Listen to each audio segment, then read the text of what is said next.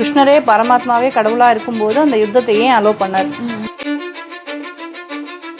கர்ணனால தான் இந்த யுத்தம் அப்படிங்கிற ஒன்றே வந்து பூமியில் வந்து நிகழ்த்தப்பட்டது. கைகேயி கெட்டவங்களும் கிடையாது, கர்ணன் ரொம்ப நல்லவரும் கிடையாது. கர்ணனை பொறுத்த வரைக்கும் இன்னைக்கு சித்தரிக்கிறோம் நல்லவன் சொல்லிட்டு, எந்த புராணங்கள்லையும் அவன் நல்லவன் சித்தரிக்கல.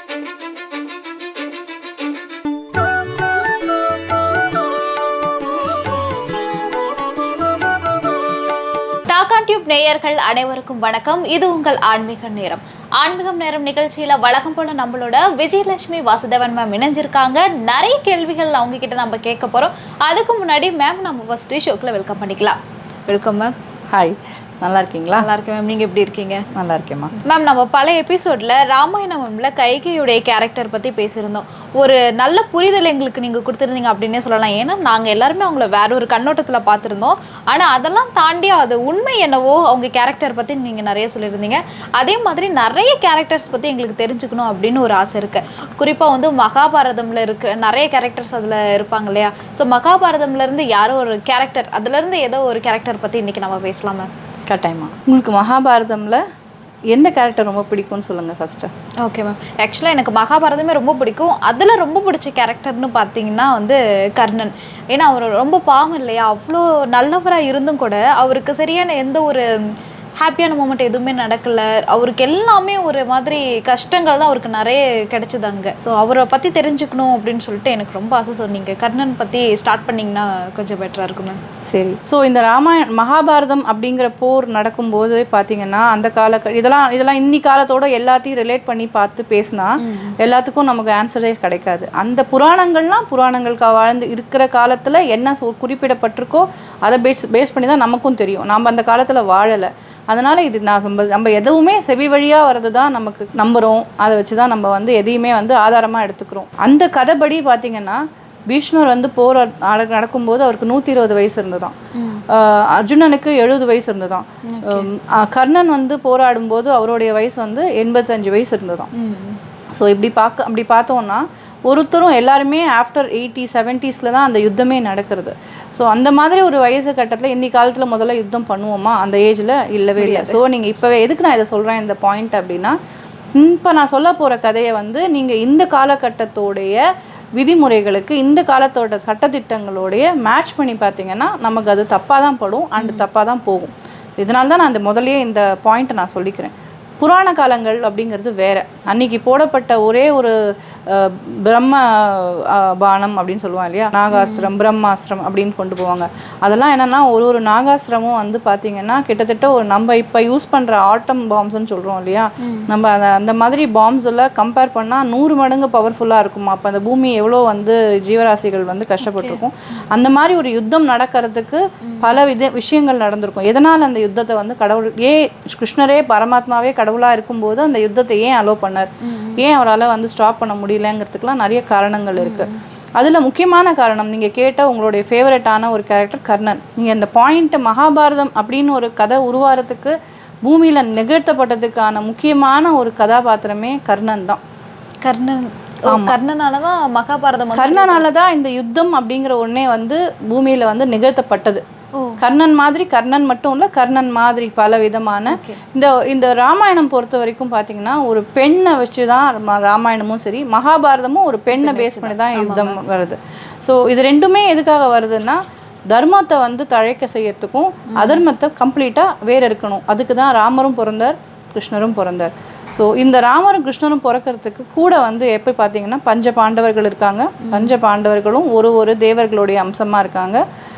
அந்த மாதிரி தேவலோகத்தை சம்மந்தப்பட்ட கதைகளோடு சேர்ந்தது தான் மகாபாரதம். ஸோ இப்போ நீங்கள் கேட்ட கொஸ்டின் என்னென்னா, கர்ணனுக்கு ஏன் இவ்வளோ கஷ்டங்கள் அப்படின்னு கேட்குறீங்க. ஃபஸ்ட்டு அவன் வந்து கலி புருஷனாக பிறக்கிறது தான் வந்து அதே தான் அந்த அம்மாவுக்கு சொன்ன அதே விஷயந்தான் சொல்கிறேன். இந்த மாதிரி பாசிட்டிவ் தாட்டோடு இருக்கிற போது பிறக்க குழந்தைன்னு பஞ்ச பாண்டவர்கள். அதே காந்தாரி வந்து பாவம் அவளுடைய நிலைமையில வந்து 100 குழந்தைகள் பிறக்கலான்னு சிவன்கிட்டேருந்து வரன் வாங்கினாலும் திருதராஷ்டனுடைய அந்த ஒரு மோசமான ஒரு கேரக்டர், திருதராஷ்டனோட கேரக்டர் வந்து சித்தரிக்கப்பட்டிருக்கிறது எப்படின்னா, அவன் செல்ஃபிஷாக யோசிப்பான். சொந்த தம்பியாகவே இருந்தாலும் பதவி ஆசைக்காக அவன் வந்து தன்னுடைய சுயநலத்துக்காக வந்து காந்தாரியை வந்து ரொம்ப கஷ்டப்படுத்துவான். அவள் ப்ரெக்னெண்ட்டாக இருக்கும்போது அவளை வந்து ரொம்ப வருத்தப்பட வச்சு 100 இவ்வளோ வருஷம் இவ்வளோ மாசமாச்சு இன்னும் உனக்கு இன்னும் குழந்தை 100 குழந்தை பிறக்கும்னு சிவன் கிட்டேன்னு வரன் வாங்கினேன்னு சொன்னியே அப்படின்ட்டு அவளை ரொம்ப வருத்தப்பட வச்சு அவள் அந்த மன உளைச்சல்லையே தான் இருந்து அவள் குழந்தை அந்த மாதிரி ஒரு குழந்தைகளை பூமியில் ஒரு பிண்டமாக இருந்து அதை வந்து வியாசர் மூலமாக அந்த காலத்திலேயே அந்த மாதிரி குடுவையில் தான் வச்சு தான் அவர் பிறக்க வச்சதா சொல்லுவாள். ஸோ அந்த குடுவையிலேருந்து வரும்போது அவளோட மன உளைச்சல் எவ்வளவோ அதில் இருந்திருக்கு இல்லையா, அந்த குழந்தை உண்டாக இருக்கும்போது. அதனால தான் அந்த குழந்தைங்க ஃபுல்லாக நெகட்டிவ் சில்ட்ரனாக பிறக்கிறாங்க. ஓகே. அந்த நெகட்டிவ் சில்ட்ரனில் அந்த துரியோதனன் தான் கலி புருஷன். துரியோதனன் என்னைக்கு பிறக்கிறானோ அன்றைக்கி தான் கலி ஆரம்பிக்கிறது. கலியுகம் நம்ம சொல்கிறோம் பார்த்தீங்களா, அது ஆரம்பிக்கிற அந்த ஃபஸ்ட்டு டைமே அந்த டைமில் வந்து பிறக்கிறது. ஃபஸ்ட்டு கலிபுருஷனுடைய கலியுகத்தோடைய ஃபஸ்ட்டு சைல்டு அப்படின்னு பார்த்தீங்கன்னா அது துரியோதனன் தான். ஸோ இப்போ பார்த்தீங்கன்னா துரியோதனன் வந்து நெகட்டிவாக இருக்கான், இந்த பக்கம் வந்து பாசிட்டிவான இந்த 5 பேர், இங்கே நெகட்டிவான ஒரு 100 பீப்புள். நீங்கள் ஒரு பாசிட்டிவாக 100 பேர் சேர்ந்தாலும் நெகட்டிவ் வந்து பாசிட்டிவாக வெல்லவே முடியாது. இதுதான் வந்து மகாபாரதத்து மூலமாக நம்ம கடவுளே பக்கத்தில் பாசிட்டிவிட்டிக்கு நமக்கு கூட வந்து இருப்பார்.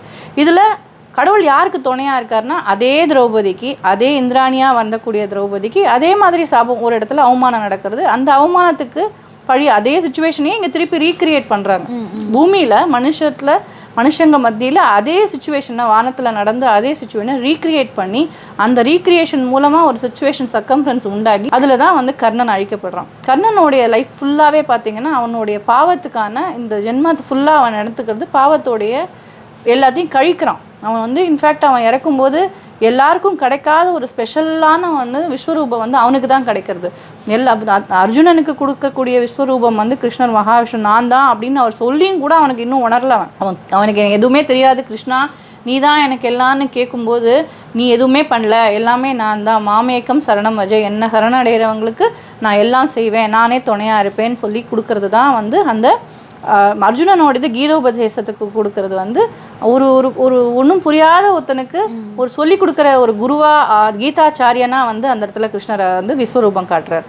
ஆனால் கர்ணனுக்கு அப்படி கொடுக்கல. கர்ணனோடு கொடுக்கக்கூடிய விஸ்வரூபம் காட்ட கண்டது அப்படின்னா நான் கேட்டு கொடுக்கல, அவராக விருப்பப்பட்டு கொடுக்குறார். நீ வந்து பூமியில் வந்து இந்த மாதிரி ஒரு சூரியனுக்கிட்ட இருந்ததுனாலேயே அவனுடைய சத்குணங்கள், சூரியனோட சத்குணங்கள்லாம் அவனுக்கு வர ஆரம்பிச்சிடுது.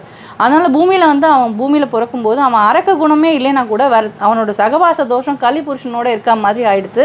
அதனால் அவன் நெகட்டிவ் பீப்புளோடய அவன் சரௌண்டிங் இருந்தது.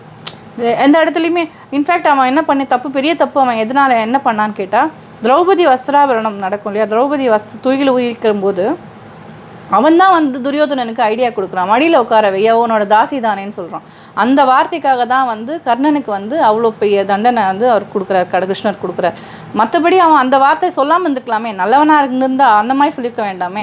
நீங்கள் இந்த மாதிரி பண்ணக்கூடாதுன்னு ஒரு ஃப்ரெண்ட் நான் உங்களுக்கு சொல்லியிருப்பேன் ஒரு இதில், நம்ம வந்து கர்மா வந்து நமக்கு ஃபேமிலிக்கு ஜெனரேட் ஆகுமான்னு நீங்கள் கேட்டும்போது நான் உங்களுக்கு என்ன சொன்னேன், ஃப்ரெண்டோ ஹஸ்பண்டோ ஒய்ஃபோ பசங்களோ யாராக இருந்தாலும் கூட இருக்கிறவங்க யார் நம்ம பக்கத்தில் இருக்காங்களோ நம்மளை வந்து வழி காட்டணும், நம்ம தவறுகளை வந்து அவங்க சுட்டி காட்டி நம்மளை வழி திருத்தணும் அப்படின்னு சொன்னேன். இந்த இடத்துல உயிர் தோழனான கர்ணன் வந்து துரியோதனனுக்கு சொல்லியிருக்கணும், நீ பண்ணது தப்பு, இப்படி பண்ணக்கூடாதுன்னு சொல்லி இருந்தா ஒரு வேளை அவன் செஞ்சிருக்க மாட்டானோ என்னமோ தெரியாது. ஆனால் அவன் சொல்லலை, அவன் இன்னும் ஏற்றி விட்டான். ஸோ அப்போ வந்து அவனை நல்லவன் நம்ம சித்தரிக்கவே கூடாது. சினிமாவில் ஒருத்தவங்களை நல்லவங்களா காமிக்கிறதுங்கிறது, அவன் நல்லவங்கிற பல விஷயத்தில் நல்லவன். ஆனால் இந்த பர்டிகுலர் விஷயத்தில் பெண்களை வந்து எந்த இடத்துல நீங்கள் எவ்வளோ பெரிய வந்து தர்மியாக இருக்கலாம், எவ்வளோ பெரிய வந்து ஒரு நல்ல விஷயங்கள் செய்யக்கூடியவனாக இருக்கலாம், ஆனால் ராவணன் தானே கெட்டவனா? ராவணன் அவ்வளோ நல்லவன், ராவணன் கிட்ட நிறைய நல்ல குணங்கள், சிவபக்தன், சிறந்த சிவபக்தன். அப்போ கூட ஏன் அவனுக்கு வந்து பெருமாள் வந்து வதம் செஞ்சாருன்னா பெண்கள் விஷயத்தில் கேர்ஃபுல்லாக இருக்கணும், பெண்களை மதிக்கணும், பெண்களை வந்து அவமரியாதை பண்ணக்கூடாது, பெண்களை வந்து எந்த இடத்துலையுமே தாழ்த்தி பேசக்கூடாது. ராமாயணமாக இருக்கட்டும், மகாபாரதமாக இருக்கட்டும், இல்லை முதல்ல நடந்த அந்த சகஸ்ர கவசன் கதையாக இருக்கட்டும், எந்த இடமா இருந்தால் அது கடவுளாகவே இருந்தாலும் அந்த மாதிரி இடங்கள்ல நினைச்சிருந்தான்னா அங்கேயே ஆதிபராசக்தியை அழிச்சிருப்பா. ஆனால் அந்த வரம் வந்து அவளை தடுத்தது. யாரும் கேட்பா, ஆதிபராசக்தி ரூபமாக இருக்கா, அவளுக்கு அவளை காப்பாற்றிக்க தெரியாதா அப்படின்னா, அவளை காப்பாற்றிக்க தெரியும். ஆனால் அவன் வாங்கின வரம் அந்த மாதிரி ஒரு வரம் வாங்கியிருக்கான். நரசிம்மர் அவதாரத்தில் அவனை அழிச்சிருக்க முடியாதா ஒரு செகண்ட்னா, அவன் வாங்கின வரம் ட்விஸ்டடான வரம். அப்போது மகிஷி அந்த அவதாரம் ஐயப்பன் எதுக்கு எடுக்கிறார், அவள் வாங்கிட்டு வந்த அந்த மாதிரி வரங்கள் கேட்டு ரொம்ப ட்ரிக்கியாக அவங்க வரம் கேட்கறதுனால அந்த மாதிரி ட்ரிக்கியான ஆளுக்கு ட்ரிக்கியாக தான் நம்ம பதில் சொல்ல முடியும்னு கடவுள் வந்து உனக்கு இறங்கி வந்து பதில் சொல்கிறார். ஸோ எல்லாத்துக்கும் அவர்கிட்ட பதில் இருக்குது, கடவுள்கிட்ட எல்லாத்துக்கும் சொல்யூஷன்ஸ் இருக்குது. நமக்கே சொல்யூஷன்ஸ் கொடுக்குறாருன்னா அவருக்கு சொல்யூஷன்ஸ் அவருக்கு எடுத்துக்க தெரியாதா? ஸோ அவருக்கு தெரியும் எதை செய்யலாம் எதை செய்யக்கூடாதுங்கிற நாலேஜ்லாம் அவருக்கு இருக்குது. அதனால் கர்ணன் பொறுத்த வரைக்கும் அவன் வந்து ஒரு அரக்கனாக இருந்து மனுஷனாக பிறந்தவன். அவனை வந்து நீங்கள் வந்து சாதாரண ஒரு தேவர்களுக்கு சமமாக வந்தோ இல்லை ரொம்ப கிரேட் ஒரு ஹியூமன் பீயிங் மைண்ட்லேருந்து பார்த்தீங்கன்னா as is a good human, அவன் நல்ல பெரிய கொடையாளி, எல்லாமே கரெக்டு. அதான் சொல்கிறேன், இந்த காலத்தில் இந்த கலியுகத்தில் எல்லாமே எப்படி இருக்கும்னா கெட்டதெல்லாம் நல்லது மாதிரி தெரியும், நல்லதெல்லாம் ரொம்ப கெட்டது மாதிரி தெரியும். சாமி எதிர வந்து நின்று நான் தாண்டா உனக்கு கடவுள் அப்படின்னு சொன்னால் கூட நீ என்ன சாமியா, உனக்கு என்ன ப்ரூஃப் இருக்குது, நீ சாமி ஏதாவது ப்ரூவ் பண்ணி காட்டுன்னு கேட்போம். அவர் ஒரு வேளை ப்ரூவ் பண்ணாலும் நீ இதை ஏதோ ஹேக்லேருந்து பார்த்துருக்க அப்படின்னு சொல்லுவோம், இல்லை ஏதாவது ஒரு கண் கட்டி வித்தை காட்டுற அப்படின்னு சொல்லுவோம். ஸோ அந்த அளவுக்கு ஏன் நம்ம அப்படி சொல்கிறோம் அப்படின்னா நிறைய நெகட்டிவ் பீப்புளை பார்த்து பார்த்து பார்த்து நம்ம நம்பிக்கையே போயிடும் இல்லையா?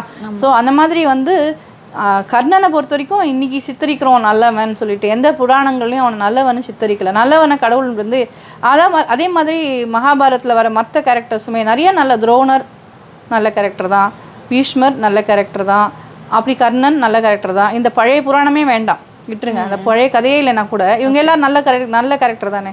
ஆனால் யாருமே ஒரு பெண்ணுக்கு அநியாயம் நடக்கும்போது ஒத்துமையாக கேட்காம இல்லை அந்த இடத்துல. இன்ஃபேக்ட் இதுக்கு தான் வந்து நீ கேட்கலாம், அப்படி பார்த்தா அந்த பஞ்சபாண்டவர்களும் கூட தான் அதுக்கு வந்து உடன்பட்டாங்க அப்படின்னு ஒரு கொஸ்டின் வரும். அந்த கொஸ்டினுக்கு தான் இளம் பஞ்சபாண்டவர்கள் இழந்துட்டாங்கல்ல. அந்த 5 பேருமே இளம் பஞ்சபாண்டவர், அவங்க எல்லாருமே வந்து அவங்கள அழிக்க முடியாது, இன்னொருத்தரால் அவங்கள அழிக்க முடியாது. கர்ணனுக்குமே சக்தி ஆயுதத்தால் தான் அவர் அழிஞ்சார். அந்த மாதிரி ஒருத்தருக்கு இந்த பஞ்சபாண்டவர்களை வந்து கலிபுருஷனால் அழிக்க முடியுமா? ஏன்னா பஞ்சபாண்டவர்களும் ஒரு தேவர்களுடைய அம்சமாக பிறக்கிறாங்க. மனுஷங்களை பிறக்கிறவங்கள அழிக்கலாம். ஓகே, இங்கே மனுஷங்களுக்கும் பிறக்கல, தேவர்களுடைய ஆசீர்வாதத்தில் தேவ அம்சமாக மந்திர ஸ்வரூபமாக பிறக்கிறவங்க. அவங்கள மனுஷங்களாக இருக்கக்கூடியவங்களால் அழிக்க முடியுமானா முடியாது. புரிஞ்சுதா? ஸோ வந்து இன்னிலேருந்து புரிஞ்சுக்கோங்க, கைகேயி கெட்டவங்களும் கிடையாது, கர்ணன் ரொம்ப நல்லவரும் கிடையாது. அதாவது அந்தந்த கதாபாத்திரங்கள் வந்து அப்போ எப்படி அந்தந்த சுச்சுவேஷன், அந்த பூர்வ ஜென்ம பலன்னு சொல்லுவோம் இல்லையா, அது மாதிரி பூமியில் ஜனிக்கிறது தான். நம்ம என்ன பாவ புண்ணியத்தை லோட் பண்ணி இங்கே பிறக்கிறோமோ அதுக்கேற்ற மாதிரி தான் நம்ம லைஃப் அமையும். அதான் முக்கியமாக நான் எல்லா பேரண்ட்ஸ்கிட்டையும் கேட்டுக்கிறது, ஒரு குழந்தை வயிற்றில் உண்டாகும்போது அந்த பெண்ணை வந்து நான் முதல்ல நல்லா பார்த்துக்கணும், அவளை வந்து ரொம்ப சந்தோஷமான ஒரு சூழ்நிலையில் வச்சுக்கணும். அந்த நேரத்தில் அவள் தவறாக எதை மனசில் குழப்பங்கள், கஷ்டங்கள், கவலைகள் அவளுக்கு இல்லாமல் நம்ம பார்த்துக்கணும். அப்போ அந்த குழந்தை வந்து லைஃபு சந்தோஷமாக இருக்கும். இல்லை அப்படின்னா கர்ணன் மாதிரியும் துரியோதனங்கள் கணங்கள் மாதிரியும் அந்த குழந்தைங்களோட லைஃப்பை நெகட்டிவ் குழந்தைங்களாக மாறுறதுக்கு ஒரு அம்மா கர்ப்ப காலத்துலேருந்தே நல்ல சிந்தனைகளை வளர்த்துட்டா இந்த மாதிரி விஷயங்கள் நடக்காதுங்கிறது பெரியவா சொல்லி கொடுத்த ஒரு சூட்சமும். மேம், மறுபடியும் எங்களுடைய புரிதலை நீங்கள் மாற்றிட்டீங்க அப்படின்னே சொல்லலாம். ஏன்னா நாங்கள் எல்லாருமே வந்து கர்ணனை வந்து வேற ஒரு கோணத்தில் பார்த்துருந்தோம். ஸோ அதனோட உண்மை கதை என்ன அப்படின்றத நீங்கள் சொல்லியிருக்கீங்க. இது எல்லாமே உண்மை கதை. இந்த ப்ராஸ்பெக்டிவே நம்ம வந்து கதைகளை வந்து நம்ம உண்மையாக பொய்யான்னு ஆராயிறது, அப்புறம் வந்து அந்த கதைக்குள்ளே இருக்கக்கூடிய நெகட்டிவ் வந்து நம்ம வேறு மாதிரி ஒரு கோணத்திலேயே நம்ம பார்க்குறது, இது கலியுகத்தோடைய தர்மம். ஆமாம் மேம், கண்டிப்பாக. இதுக்கப்புறமும் இன்னும் நிறைய கேரக்டர்ஸ் பற்றி நம்ம தெரிஞ்சுக்கலாம் அடுத்தடுத்த ஒரு எபிசோடில். இந்த விரிவான ஒரு தெளிவான ஒரு பதிலுக்கு ரொம்ப நன்றி மேம். தேங்க்யூ. ஆன்மீகம் நேரம்ல நிறைய ஆன்மீக சம்மந்தப்பட்ட கேள்விகள்லாம் நம்ம கேட்டுட்டு இருக்கோம். இதே மாதிரி இன்னொரு ஆன்மீகம் நிகழ்ச்சியில் நான் உங்களை சந்திக்கிறேன். வணக்கம்.